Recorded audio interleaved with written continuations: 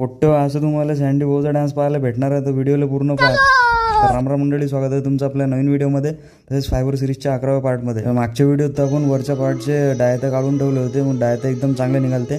त्याच्यानंतर आपण कास्टिंग वगैरे चालू करून टाकली होती. मग काय स्टुडिओत गाणे लावले होते, नागिनचं गाणं लागलं होतं. मग काय सँडी बोच्या अंगात आला जोर, सँडी बो कायचं आवडते, चालू झाला डान्स.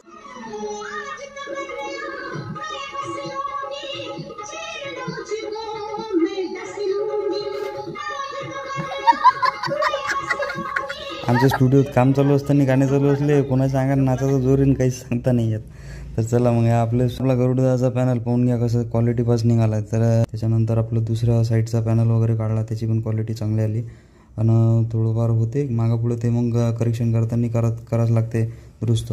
मग हे सगळं फोडकाळ करून आम्ही बाजूला करून टाकले आणि त्याचं घासघूस करून दिने जाऊन त्याला प्रॉपर धुवासाठी तयार केलं. म्हणजे आपल्याला यानंतर कलरची प्रोसेस होती. मग त्याचे सगळे पार्टचे आपण जॉईंट वगैरे करून पाहिले, जॉईंट वगैरे आले होते प्रॉपर जवळपास. तर बाकीची बारीक करेक्शन तर आपण नंतर करणारच होतो. आपल्या मिरोलची साईज 16x28 होती, जी की लय मोठी होती. त्याच्यानं आपल्याला पार्टमध्येच करावं लागलं. पहा मग आपला आवडव्याचा म्युरल कसा दिसू राहिला. तर आवडला असेल तर कमेंटमध्ये नक्की सांगा.